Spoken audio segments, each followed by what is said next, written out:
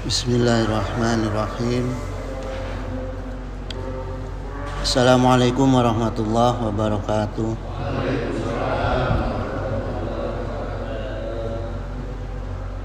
Alhamdulillah allazi hadana li hadza wa ma kunna linahtadiya laula an hadanallah. Wassalatu wassalamu ala sayyidina nabiyina Muhammadin wa ala alihi wa sahbihi wa tabi'ina lahum bi ihsani ila yaumil qiyamah. Amma ba'd. Raditu billahi rabba wa bi islami dina wa bi Muhammadin nabiyya wa rasula. Allahumma inni as'alukal huda wat tuqa wal afafa wa ghina.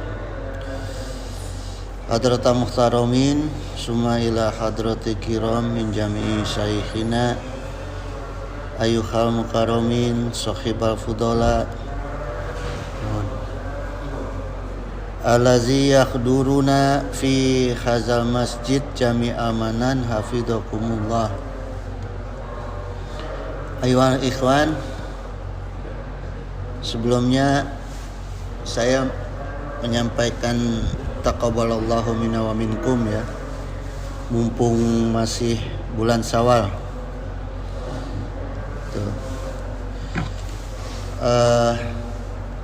Selanjutnya pada kesempatan subuh sekarang ini sebagai pembukaan pengajian rutinan kita, temanya bagaimana kita membawa Ramadan keluar dari Ramadan bersama kita. Artinya setelah kita memasuki bulan Syawal, apakah Ramadan itu berhenti atau bisa kita lanjutkan di luar bulan Ramadan ya. Maknanya di sini adalah amalan-amalannya dan kebaikan-kebaikan yang ada di bulan Ramadan ya. Jadi sebagai dasar pemikirannya ya, kita mutolaah ini kita tengok dulu nih seperti apa cara mendapatkan keuntungan di dalam bulan Ramadan ya, yang Allah dan Rasulnya inginkan. Ini sebagai introspeksi kita nih, kita ukur dulu, tafakuri dulu ketika bulan Ramadan itu keuntungan apa saja yang sudah kita dapatkan ya. Kemudian jalannya seperti apa untuk mendapatkan keuntungan-keuntungan di dalam bulan Ramadan yang jalannya ini bisa kita bawa keluar bulan Ramadan ya. Pertama, kita sudah maklum semua bahwa Rasulullah SAW bersabda, an Abi Hurairah radhiyallahu anhu qala Rasulullah SAW ya, bersabda Rasulullah SAW, man shoma Ramadana imanan wa ihtisaban. Pertama, hadisnya berkata bahwa barang siapa yang shoma, yang berpuasa di bulan Ramadan, imanan wa ihtisaban, dengan iman dan ihtisab ya, dengan evaluasi. Di sini Rasulullah katakan shoma, bukan siang. Jadi pakai jamak. Artinya yang kita puasakan itu bukan hanya mulut, tapi seluruh diri kita gitu, karena jamak ya. Kemudian hadis kembarnya sama diriwayatkan juga oleh Abu Hurairah. Qala Nabi SAW, man qoma, siapa yang mendirikan, menegakkan Ramadana imanan wa ihtisaban, artinya menegakkan solat-solat sunnah di bulan Ramadan dengan iman dan ihtisaban, dengan evaluasi, maka kedua amalan itu ghufira lahu ma taqaddama min zanbih ya. Diampunilah dosa-dosa kita yang telah lalu. Jadi keduanya ini menggunakan kata yang jama. Tadi soma jama, koma juga jama. Artinya menegakkannya itu secara jama gitu. Tidak hanya fisik, tapi hisi juga. Kita menegakkan sholat di bulan Ramadan itu tidak hanya jasad ya, tubuh kita, tapi juga isi yang ada di dalam diri kita, termasuk ruh. Kemudian kata iman ini yang perlu kita pahami bahwa amana yu'minu imanan artinya yakin, keyakinan yang dengan sungguh-sungguh. Bahkan Imam Syafi'i itu menjelaskan wa kanal ijma'i minas sahabati wa tabi'ina min ba'dihum. Jadi makna iman berdasarkan ijma para sahabat dan pengikut para sahabat setelah mereka, yaitu tabi'in, tabi'ut tabi'in. Iman itu adalah qaulun, perkataan, qalbun, niat ya, atau hati yang tasdik di sini ya, dan amal, perbuatan.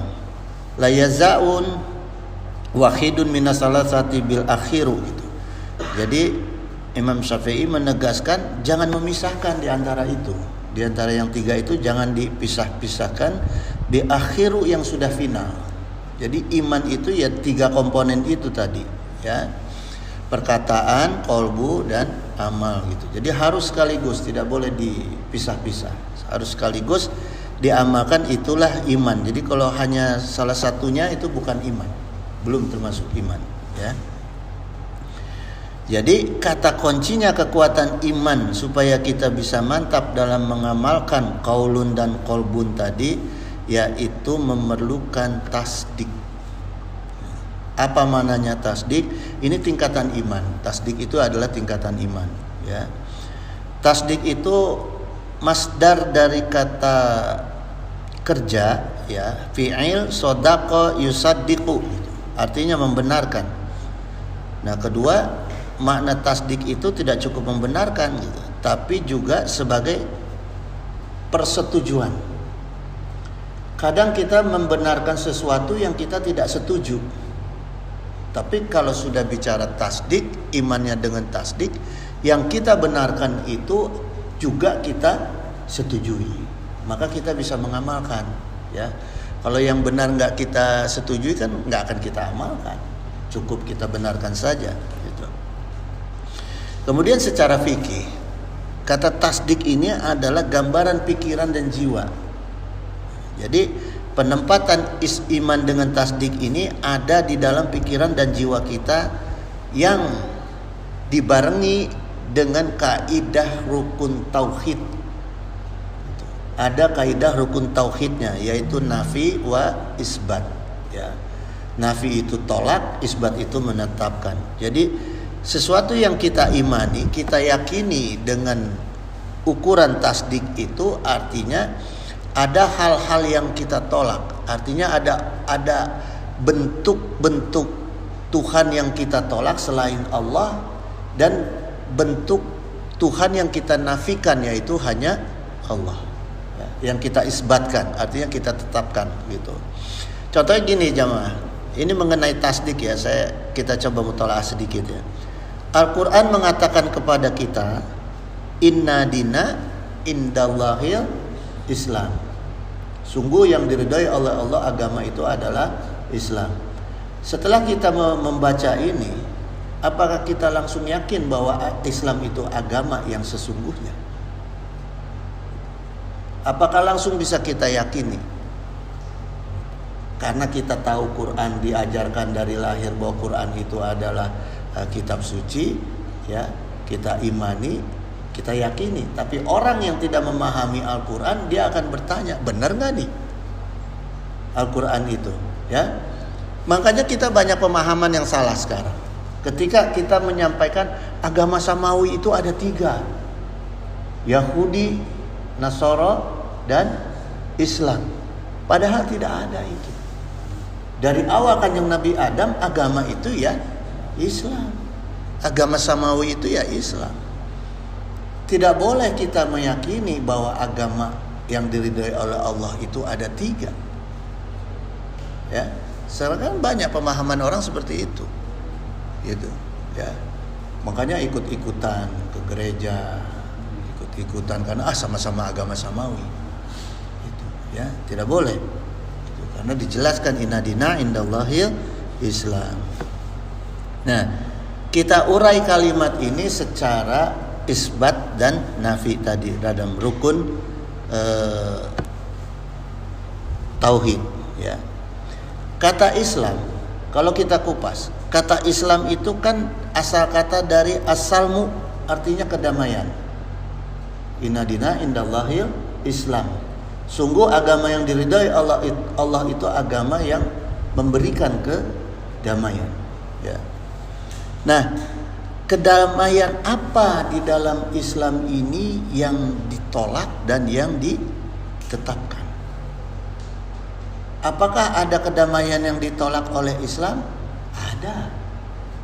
Kalau kedamaiannya itu menganjurkan supaya kita itu keluar dari akidah. Kita ditawari kedamaian tapi harus keluar dari akidah.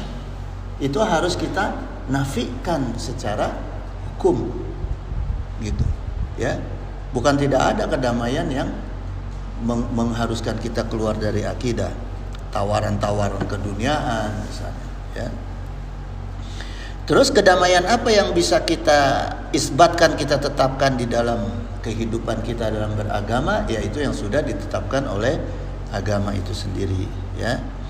Itu dari Islamnya. Dari ketuhanannya sama. Demikian agama Islam itu sebagai agama yang berketuhanan ini, apakah oleh standar akal kita ada yang bisa dinafikan atau diisbatkan? Tidak. Ini dalam kita memahami kaidah-kaidah kalimat yang ada di dalam Al-Quran, gitu. Makanya perlu kita sedikit banyak memahami bahasa Al-Quran, ya. Kalau ketuhanan itu standar akal kita dijelaskan di dalam Al-Quran, Allah itu ahad, Allah itu somad, Allah itu lam yalid wa lam yulad, bisa nggak kita terima? Ya. Nah, dasar akal ini, peran akal yang Allah berikan kepada kita. Kalau kita bisa terima, berarti ketuhanan, konsep ketuhanan Islam itu adalah konsep yang bisa kita terima. Ya, kita imani, gitu. Kemudian ajaran ketuhanan dan ajaran kedamaian di dalam Islam itu adalah ajaran yang paling sempurna dan bisa diterima oleh akal. Benar atau tidak? Kita bisa nafikan atau kita tetapkan? Tidak, kan seperti itu, ya. Itu jemaah. Jadi itulah pentingnya kita meningkatkan iman itu ketika didampingi, ya, dengan ilmu, maka naik tingkatan iman itu menjadi tasdik. Tidak hanya meyakini, tapi kita setuju untuk mengamalkan apa yang kita imani, gitu. Orang banyak yang mengaku iman pada Islam tapi sulit mengamalkan ibadah-ibadah ajaran Islam karena belum sampai pada tingkatan tasdik, gitu, ya. Itu jemaah. Jadi perlu kita mentadaburi Al-Quran berdasarkan keimanan yang basisnya ilmu tadi, ya, sehingga iman kita meningkat menjadi tasdik, gitu. Nah, kayak seperti misalnya Gus Baha.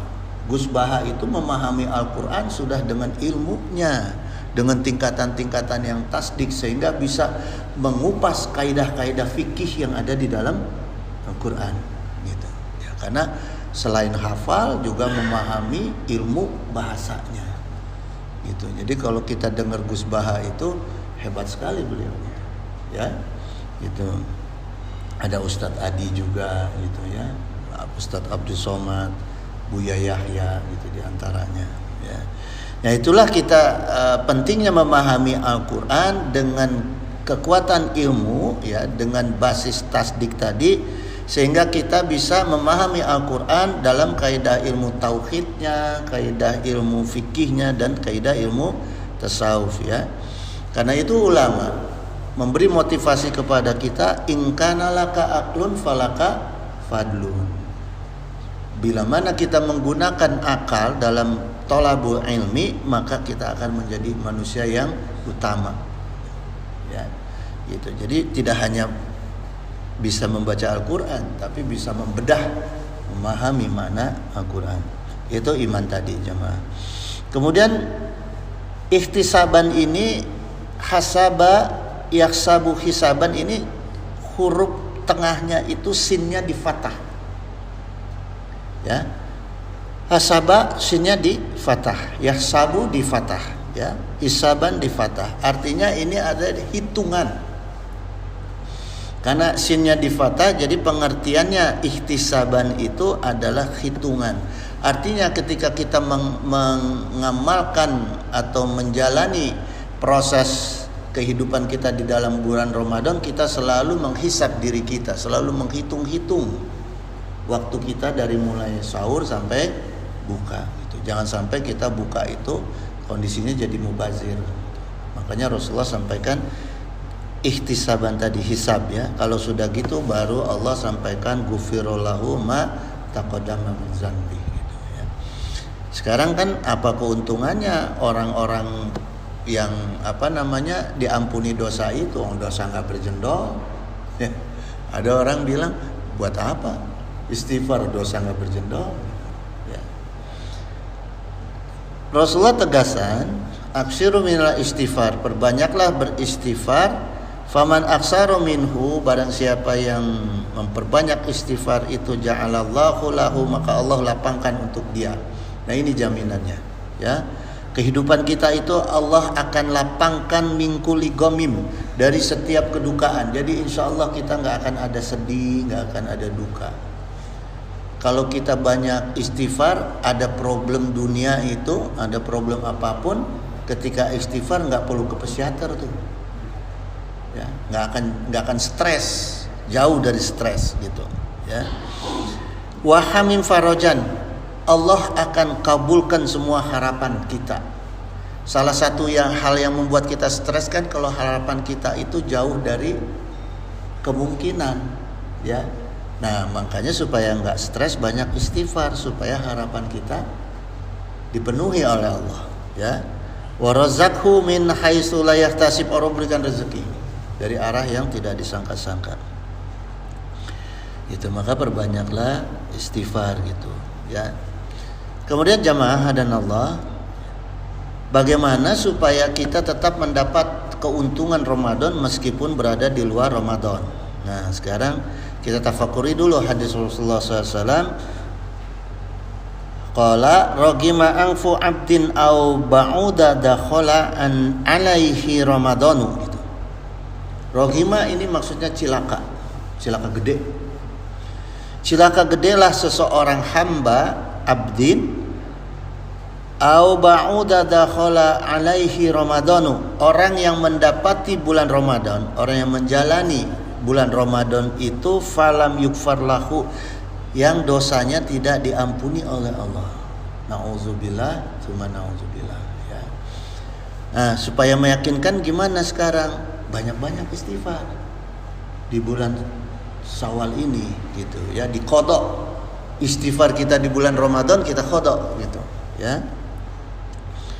Kemudian ulama berkata, malam yakfir lahu fi ramadana, siapa yang tidak diampuni dosa-dosanya di bulan Ramadan, fala yukfar lahu fima siwahu, maka Allah tidak akan ampuni dosa-dosanya di bulan yang lainnya.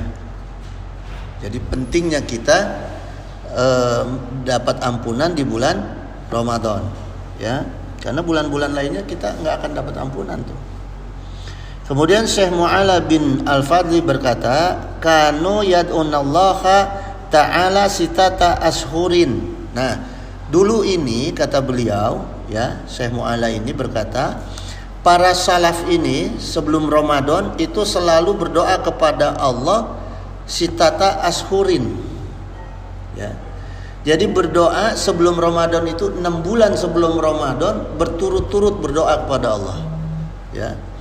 Ayo baliguhum Ramadanu, supaya Allah pertemukan mereka dengan bulan Ramadan.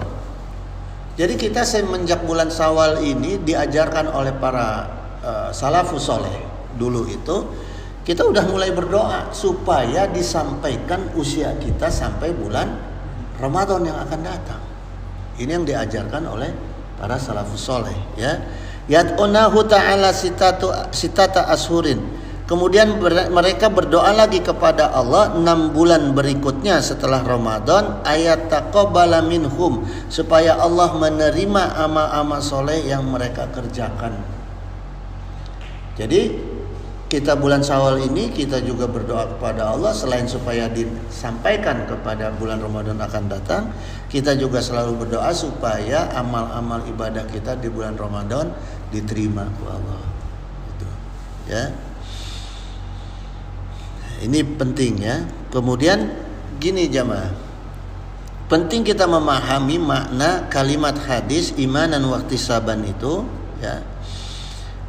Karena gini, kita sebagai manusia, makhluk yang khata wa nisyan itu, pasti sekuat apapun ibadah kita, kita harus yakini pasti bahwa diri kita itu banyak sobek-sobeknya. Amal ibadah kita banyak bolong-bolongnya di bulan Ramadan. Ya. Setebal apapun, sekuat apapun ibadah kita, jangan pernah kita takabur, kita sombong, kita merasa ibadah kita sempurna, tidak. Kita pasti banyak bolong-bolongnya di bulan Ramadan itu, ya. Maka setelah 1 detik berlalu dari syahrul Ramadan, kita langsung introspeksi diri nih. Kita tafakur, apa yang tertinggal dalam diri kita dari kemuliaan bulan Ramadan. Ya, tafakuri. Apa sih? Apa pengaruh kebaikan amal dan ilmu madrasah bulan Ramadan yang ada di diri kita, yang tertinggal di diri kita, ya. Terus kebaikan apa yang hilang ketika kita meninggalkan Ramadan. Nah, ini yang perlu kita tafakuri, ya. Karena gini jamaah, pentingnya kita mentafakuri hal tersebut, ya. Karena Allah tegaskan, ini yang disampaikan oleh ulama, sawabul hasanati al hasanatu ba'daha. Ya. Pahala perbuatan baik adalah perbuatan baik setelahnya.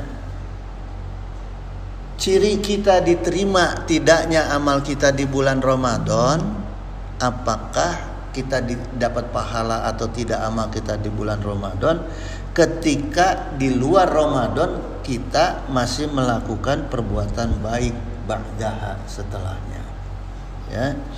Faman amala hasanatan summat ba'aha ba'da bihasanatin, maka siapa yang berbuat kebaikan kemudian diikuti dengan perbuatan baik lainnya, karena zalika alamatan ala qabulil hasanati al-ula. Itulah tanda diterimanya kebaikan yang pertama. Jadi kalau kita bulan Syawal seterusnya, ya, sampai ketemu lagi Ramadan, kita melakukan perbuatan-perbuatan baik kita di dalam bulan Ramadan, itu ciri kita mendapatkan Lailatul Qadar, itu ciri kita diterima amalan-amalan ibadah kita di bulan Ramadan.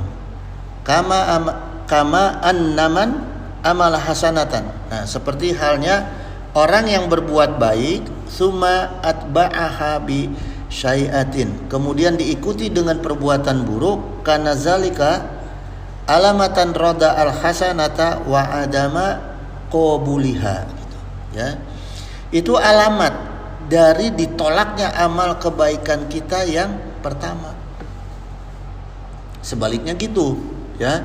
Kalau setelah Ramadan ibadah kita, amal soleh kita itu bagus, kemudian setelah Idul Fitri jelek lagi, maka itu kita amalan Ramadan kita ciri ditolak sama Allah, ya. Ada orang yang selama Ramadan ibadah dan amal solehnya ikhlas, ittiba, ya. Kemudian di luar Ramadan nggak ikhlas lagi, nggak ittiba lagi, gitu. Nah, ini ciri-ciri ditolaknya amalan ibadah kita di bulan Ramadan. Nauzubillah, summa nauzubillah. Imam Bishr bin Al-Haris Al-Hafi pernah ditanya tentang orang-orang yang hanya rajin dan sungguh-sungguh ibadah di bulan Ramadan. Beliau menjawab, bi'sul qaumu la ya'rifunallaha haqqa ila fi syahri Ramadan. Ya. Sangat buruk mereka itu yang tidak mengenal hak Allah kecuali hanya di bulan Ramadan. Gitu, yang taatnya kepada Allah hanya di bulan Ramadan. Ana soliha ala ziyata abadu wa yudtakhidu sunata kullaha gitu. Hamba Allah yang soleh adalah orang yang rajin dan sungguh-sungguh beribadah dalam setahun penuh. Ini ciri orang yang soleh, ya. Ini dalam kitab Lataiful Ma'arif, ya. Kemudian Imam Shibli pernah ditanya, mana yang lebih utama, bulan Rajab atau bulan Sya'ban? Jadi ada jamaah yang bertanya kepada beliau, mana yang lebih utama, bulan Rajab atau bulan Sya'ban? Karena robaniyah, dijawab oleh beliau, ya. Jadilah kamu itu seorang yang selalu rabbani. Maknanya rabbani itu hamba Allah yang selalu beribadah kepada Allah setiap waktu, ya, dan di setiap tempat gitu. Wala takun sya'banian gitu. Janganlah kamu menjadi seorang yang sya'bani, orang yang beribadahnya itu hanya di bulan tertentu, hanya di bulan Sya'ban aja gitu. Jadi di ulama juga seperti halnya Rasulullah menegaskan supaya kita ibadah itu seterusnya, setiap bulan, setiap tempat, ya. Wa qala Nabi sallallahu alaihi wasallam, inna ahabal amal ilallah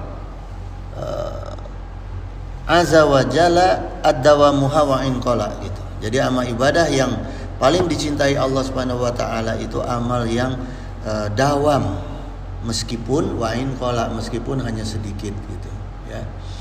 Jadi amalan-amalan itu carilah yang sedikit yang kita bisa dawam. Jangan yang loncat-loncat. Hari ini 1000 wiridan, besok 10, jangan. Ya, jadi yang dawam. Kemudian Sayyidah Aisyah juga berkata bahwa Rasulullah itu lakana amaluhu dimatan. Rasulullah itu amalannya selalu dawam, selalu continue, ya. Gitu jamaah. Apa itu dawam? Ad-dawamuhu lafaz sulasi mujarrad ini, ya.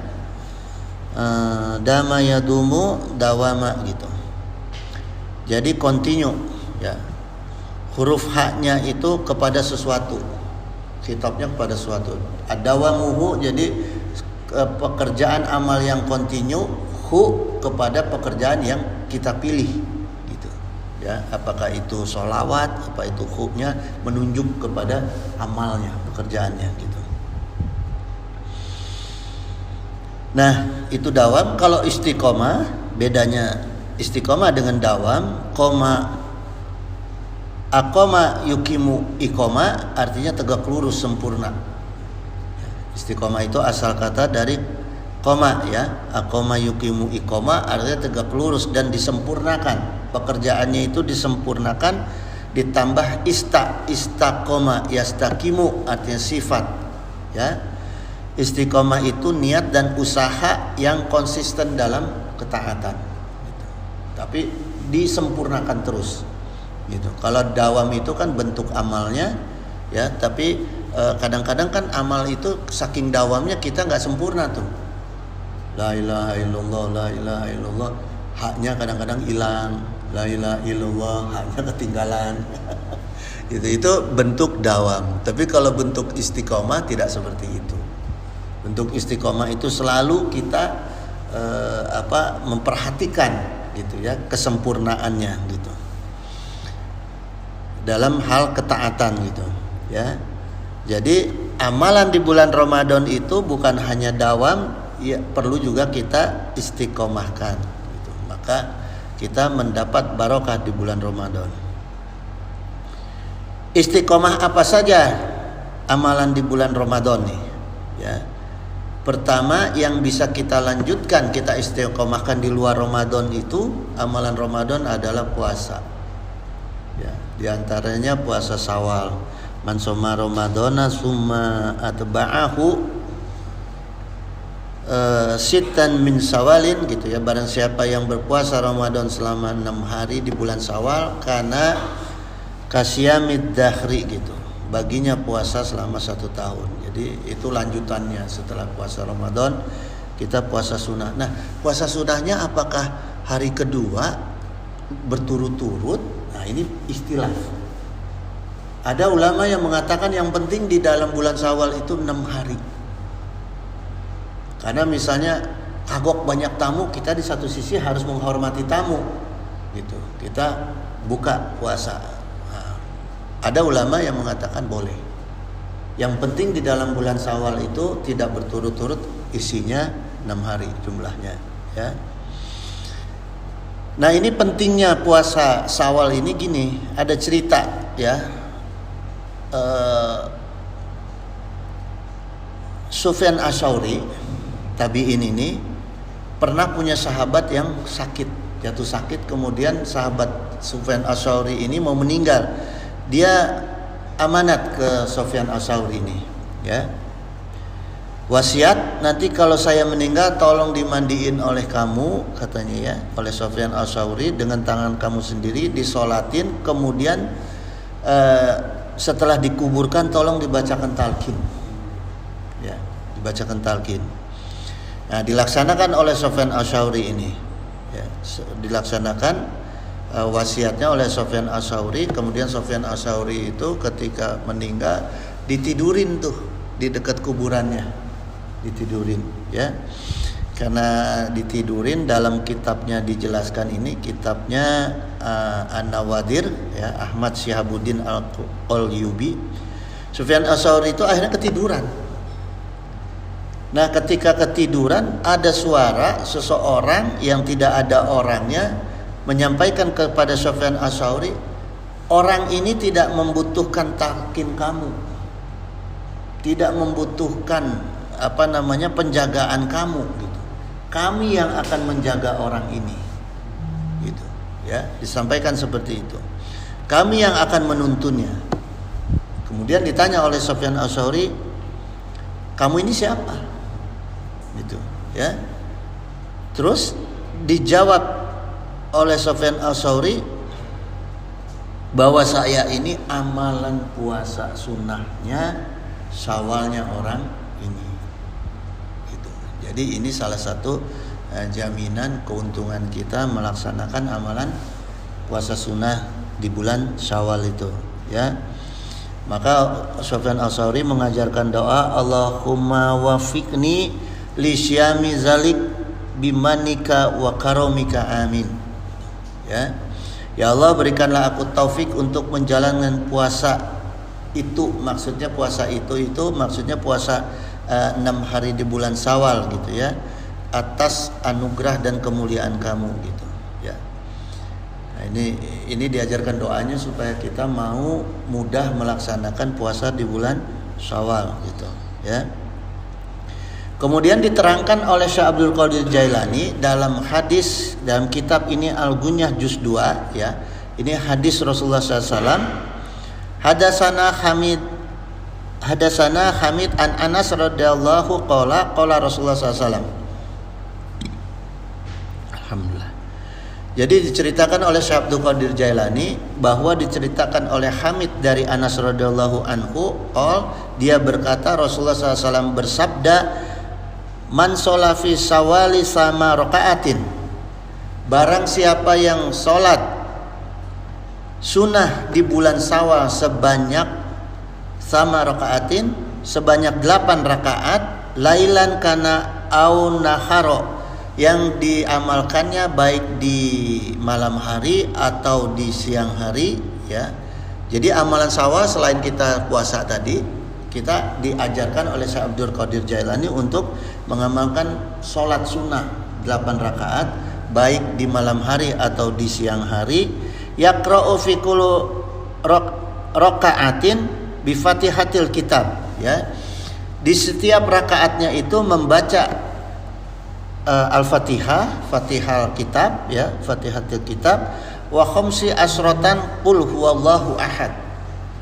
Jadi dalam setiap rakaat itu pertama membaca Fatihah, kemudian setelah Fatihah membaca Qulhu Al-Ikhlas sebanyak 15 rakaat, ya. Ya.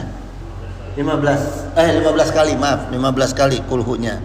Fa iza faragu man salatihi sabi'ina marota gitu. Nah, setelah selesai sholat yang 8 rakaat tadi, kemudian kita membaca tasbih sebanyak 70 kali. Baca tasbihnya itu subhanallah wa bihamdihi subhanallahil adzim 70 kali, ya. Kemudian sholat ala Nabi sallallahu alaihi wasallam sab'a sabi'ina marota gitu. Kemudian membaca sholawat Nabi sebanyak 70 kali, yang pendek aja. Sholat Nabinya yang pendek aja, ya. Nah, kemudian wa qala Nabi sallallahu alaihi wasallam aidan walazi ba'atsani bil haqqi. Nah, kemudian Rasulullah menegaskan bahwa demi zat yang telah mengutus aku bil haqqi, dengan kebenaran yang hakiki. Jadi maknanya penyampaian Rasulullah SAW ini, hadis yang mengajarkan tentang sholat sunat yang 8 rakaat ini tadi, ya, yang amalannya seperti tadi, ini hak, artinya benar. Kalau kita amalkan, artinya akan benar apa yang dijanjikan, ya, akan kita menerima kebenaran yang dijanjikan, ya. Mamin abdin yusolli hazihi solati, tidaklah seorang hamba yang mengamalkan solat ini ila an ba'allahu lahu ya nabi'ul hikmata fi qalbihi wa antaqu bihi lisanuhu, kecuali Allah akan mengalirkan, ini maksudnya di sini, ya, ya nabi'ul, ini mengalirkan hikmah, ya, hikmata fi qalbihi, di dalam hatinya orang tersebut, wa antaqu bihi lisanuhu gitu, ya, lisanahu. Jadi Allah akan berikan hikmah di dalam hatinya, yang kemudian hikmah yang ada di dalam hatinya itu dia sampaikan keluar lisannya, melalui lisannya, ya. Jadi maknanya gini jemaah, orang-orang ini yang mengamalkan sholat sunnah tadi, orang ini akan diberi kecerdasan jiwa oleh Allah yang akan terlihat dalam lisannya, ya. Sehingga lisannya itu bisa menolak kemudaratan dan kesulitan hidup. Artinya orang-orang yang mengamalkan sholat sunnah ini bisa kita mintakan doa, ya, bisa kita mintakan doa untuk menghindari kemudaratan dan kesulitan hidup, termasuk untuk diri orang tersebut, ya. Wa arahu da'udun ya wadawauha gitu, dan Allah akan tunjukkan kepada dia penyakit-penyakit dunia dan obatnya. Jadi ketika kita ditimpa rasa sakit atau penyakit apapun, kita akan langsung diberi petunjuk oleh Allah, penyakit kamu ini obatnya ini, gitu, ya.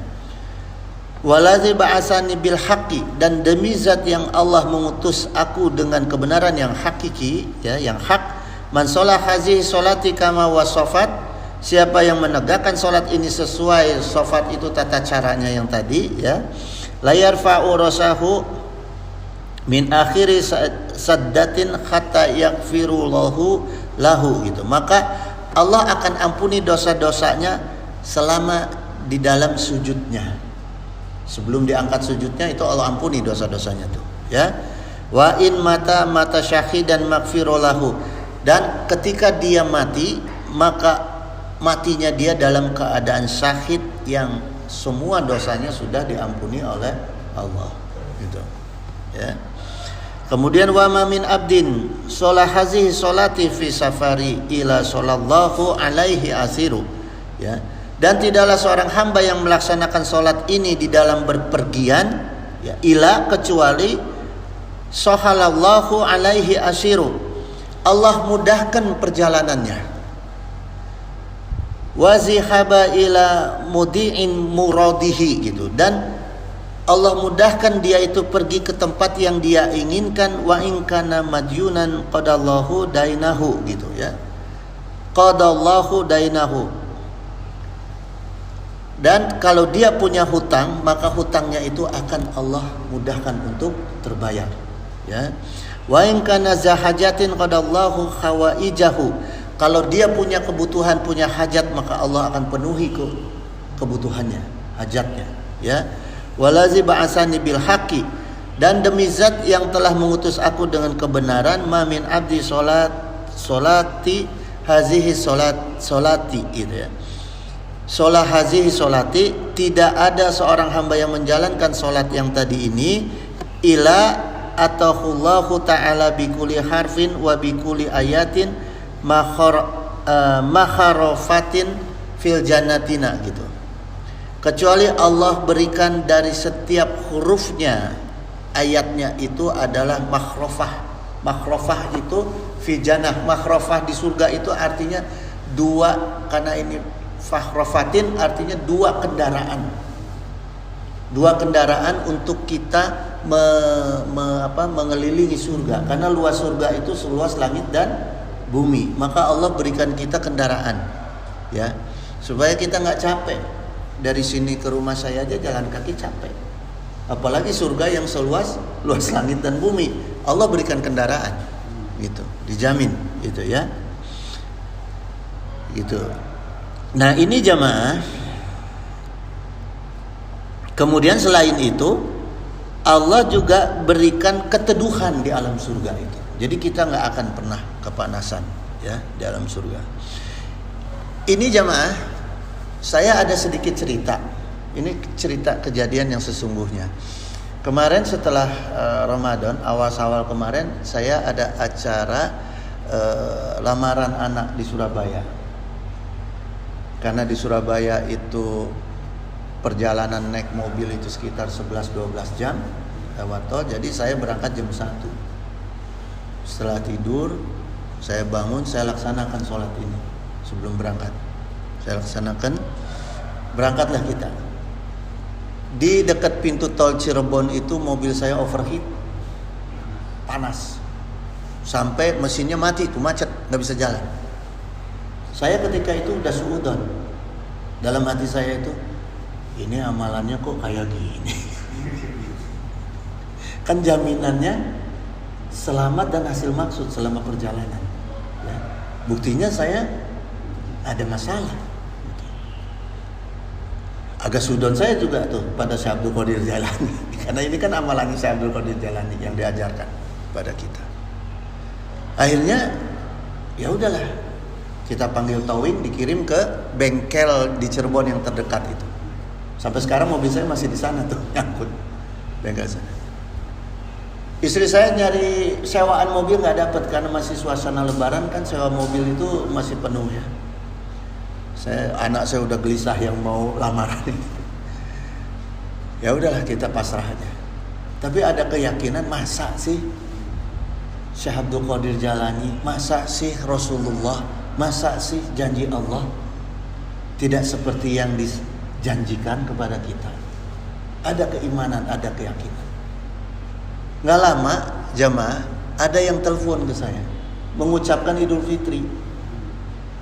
Mengucapkan Idul Fitri kepada saya. Kumaha Kang kabarna keke, biasalah basa-basi. Oh, saya cerita, saya lagi terdampar di Cirebon. Kenapa? Ya mobil saya macet gini kan, saya ceritakan keadaannya. Terus dia bilang, insya Allah nanti ada orang pimpinan cabang kami yang di Cirebon datengin akang. Dia datang. Pak Roni itu datang, menyampaikan saya diperintah oleh Bapak Fulan untuk menemui Bapak, ya, dan memberikan pinjaman mobil Kijang yang baru itu sampai ke Surabaya, sampai ke Jakarta lagi, karena mobil saya kan di bengkel, sampai ke Jakarta lagi. Jangan mikirkan bensin, jangan mikirkan tol, jangan mikirkan supir. Allahu Akbar. Ya, Allahumma sholli ala sayyidina Muhammad. Jadi benar ternyata. Tadinya saya sudah. Jadi kenyataannya benar. Akhirnya sampai rumah saya dituntun ku Allah, ya, pergi tanpa ongkos. Ongkosnya hanya sampai Cirebon. Dimudahkan oleh Allah. Jadi kadang-kadang ini kan keterangan-keterangan dari ulama-ulama, kitab-kitab klasik, ya, kitab-kitab klasik, sehingga sekarang itu banyak keterangan-keterangan kitab-kitab klasik yang jarang dipelajari di pesantren-pesantren. Padahal hal-hal seperti ini kan kita butuhkan, gitu. Hanya kadang-kadang banyak orang yang tidak meyakini tuh kitab ini benar apa enggak, gitu. Ya. Jadi mumpung ini masih bulan Syawal, amalkan sholat sunnah yang tadi.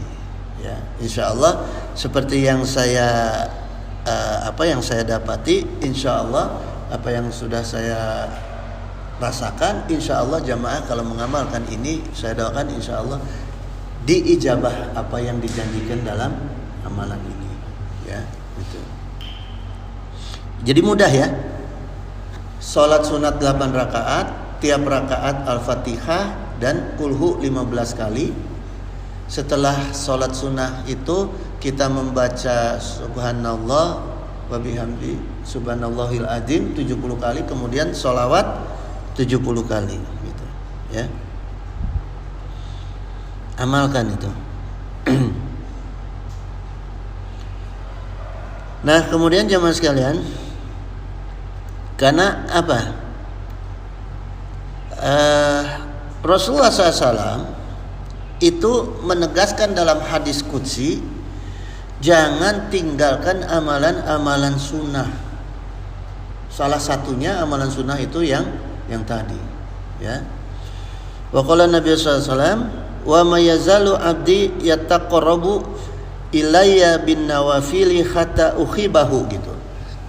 Dan hambaku yang selalu mendekatkan diri kepadaku dengan amalan-amalan sunnahnya, maka aku akan mencintai dia. Ini jaminan Rasulullah SAW. Ya, kalau Rasul yang mencintai kita, kalau istri kita cinta sama kita aja nggak minta uang belanja. Ya, gitu. Apalagi Rasulullah yang mencintai kita gitu ya. Jadi jangan dengan sengaja meninggalkan amalan sunnah, apalagi yang kita tahu fadilah-fadilahnya begitu besar ya. Gitu jamaah. Nah, kemudian diajarkan oleh para ulama agar kita tetap mencari Lailatul Qadar dengan sholat malam di luar Ramadan ya. Nah, ini gini, Rasulullah SAW bersabda, qala taharau lailatul qadri, carilah Lailatul Qadar fil witri minal asyaril awakhiri min Ramadana, pada malam ganjil 10 hari terakhir di bulan Ramadan. Ada hadis yang menyampaikan seperti ini. Umumnya yang kita pahami hadis ini, bahwa mencari Lailatul Qadar adalah di 10 hari malam ganjil 10 hari Ramadan ya. Nah, ada ulama Ali Al-Khawas qala Lailatul Qadri hiya kullu lailatin hasala fiha lil abdi taqribu minallahi ta'ala gitu. Lailatul Qadar adalah setiap malam di mana manusia mendekatkan diri kepada Allah. Ketika malam kita mendekati diri kepada Allah, disitulah malam Lailatul Qadar ya. Nanti dalilnya dijelaskan. Qala wa huwa munazza'u man qala innaha fi kulli sanati gitu. Dan beliau juga berkata, inilah dasar pendapat orang yang mengatakan Lailatul Qadar ada di setiap bulan ya. Wa barani akhi Syekh Afdaluddin annahu roha fi syahri Rabiul Awali wa fi Rajaba. Hai saudaraku, Syekh Abduluddin itu menceritakan bahwa dia itu melihat Lailatul Qadar itu fi syahri Rabiul Awali wa fi Rajaba, di bulan Rabiul Awal dan di bulan Rajab. Wa qala makna qaulahu, dan dia berkata, inilah makna firman Allah ya, inna anzalnahu fi lailatul qadr gitu. Ayat Lailatul Qarbi faqulu lailatin hasala fiha qurbun fahiya qadarun gitu. Adalah malam pendekatan di setiap malam yang bisa mendekatkan diri kita kepada Allah, yaitu malam Lailatul Qadar. Jadi gini ya, ada hadis yang menyampaikan ya tanazzalu rabbuna tabaraka, rahmat Allah itu, ini dalilnya dalilnya yang menegaskan ya, mendukung bahwa pendapat malam Lailatul Qadar itu ada di setiap malam ya. Rahmat Allah itu yatanazzalu rabbuna tabaraka ya. Rahmat Allah dan barakah Allah itu turun ya, kullu lailatin illa sama'id dunya khina yabqahu sulusul lailil akhir ya. Yabqa sulusul lailil akhir. Setiap malam ke langit dunia sampai tersisa tinggal akhir sepertiga malam ya. Ini kan ada Rasulullah mengatakan rahmat Allah dan barakah Allah itu turun setiap malam sampai tersisa sepertiga malam. Yaqulu may yad'uni fa astajibalahu, maka Allah berfirman, siapa yang berdoa kepada aku maka aku kabulkan. Masya'auluni fa'utiyahu, siapa yang minta kepada aku akan kuberikan, aku akan kuberikan. Wa may yastaghfiruni fa'aghfiru lahu, itu siapa yang mohon ampunan kepada aku maka aku akan ampuni ya. Jadi gitu jemaah ya. Jadi kita jangan hanya terpaku malam Lailatul Qadar itu hanya di bulan Ramadan. Jadi kita bisa teruskan itu. Bisa kita bawa amalan-amalan Ramadan keluar Ramadan. Khususnya juga dalam mencari dalam mencari malam Lailatul Qadar gitu ya. Caranya gimana? Perbanyak sholat tahajud ya, banyak sholat tahajud di luar bulan Ramadan gitu ya jamaah. Kemudian thalabul ilmi itu sebetulnya punten ada baiknya kalau bulan Ramadan tuh sebetulnya thalabul ilmi itu jangan dihentikan, karena itu motivasi ya, karena fadilahnya begitu besar thalabul ilmi ya. Nah ini kalau kita hentikan tuh sayang, cuma diganti waktu aja, diganti waktu misalnya asar menjelang maghrib misalnya gitu ya gitu. Karena Rasulullah SAW ini bersabda gini, mang ta'alama baban minal ilmi yang tafi'u bihi fi akhiratihi wa dunyahu gitu. Siapa yang mempelajari satu bab aja dari ilmu yang bermanfaat bagi akhirat dan dunia, artinya ilmu agama Islam, atahullahu khairan lahu min umri dunya gitu. Allah akan memberi dia kehidupan dunia yang lebih baik, kehidupan dunia yang lebih baik dari sab'ata alafi sanati syami nahariha gitu, 7.000 tahun puasa di siang hari. Ketika kita ngaji seperti sekarang itu, kebaikan dunianya itu Allah akan berikan lebih baik daripada 7.000 tahun puasa di siang hari ya.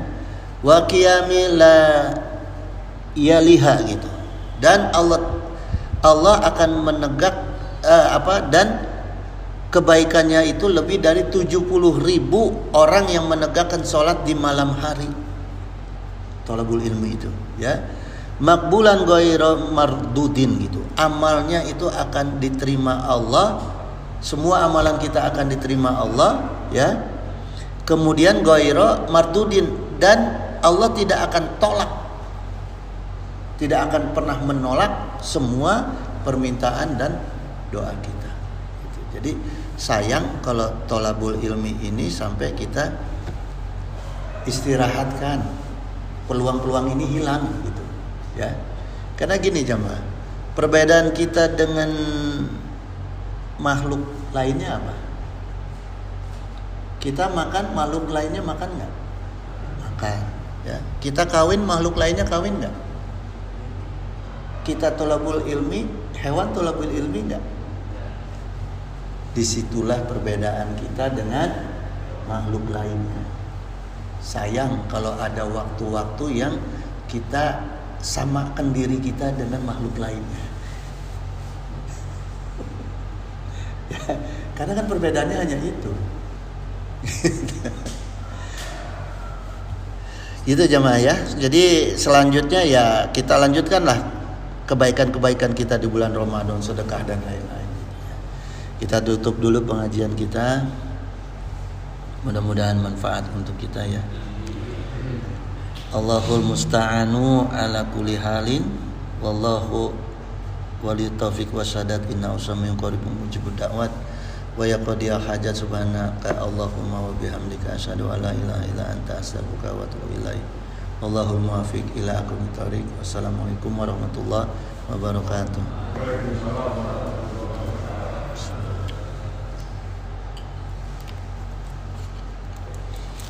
Allahumma sholli wa sallim wa barik ala sayyidina wa syafi'ina wa habibina maulana Muhammad wa sallim wa radhiyallahu ta'ala an sadatina ashabi sayyidina Rasulillahi ajma'in. Amin ya Allah ya mujibu da'wati sa'ilin. Allahumma inna nas'aluka min ni'mati tamamaha wa min ismati dawamaha wa min rahmati sumulaha wa min afiyati usulaha wa min aishi agoda wa min umuri as'ada wa min ihsani atama wa min in'ami a'ama wa min fadli azaba wa min lutfi anfa'a. Allahumma kun lana wa la takun alaina.